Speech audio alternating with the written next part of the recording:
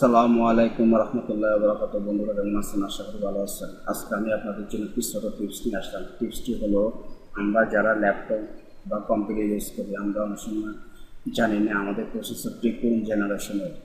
তাই আজকে আমরা শিখবো আমরা ল্যাপটপ বা কম্পিউটারে যে প্রসেসরটি ব্যবহার করি সেটি কোন জেনারেশনের।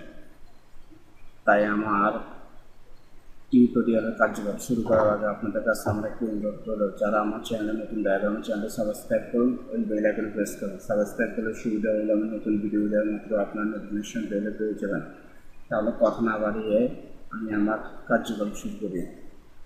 আমাদের ল্যাপটপ বা কম্পিউটারের প্রসেসরের জেনারেশনটি জানতে হলে আমাদেরকে কিছু কাজ করতে হবে। আমাদেরকে এখানে ক্লিক করতে হবে। এখান থেকে কম্পিউটারে আমরা ডান বাটন ক্লিক করতে হবে, তারপর প্রপার্টিসে ক্লিক করতে হবে। এই দেখুন, এখানে আমাদেরকে প্রসেসর ইন্টেল কোর i3 2, এখানে ড্যাশের পরে 2310M।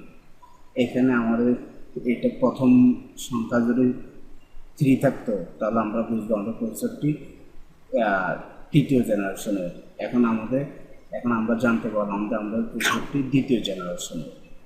আবার 4 থাকলে চতুর্থ জেনারেশনের, 5 থাকলে পঞ্চম জেনারেশনের প্রসেসরটি। তাহলে এখন আমরা জানতে পারলাম আমাদের ল্যাপটপ বা কম্পিউটারে যে প্রসেসরটি ব্যবহার করি তা দ্বিতীয় জেনারেশন। এখানে 2 আছে, তাহলে এটা দ্বিতীয় জেনারেশন।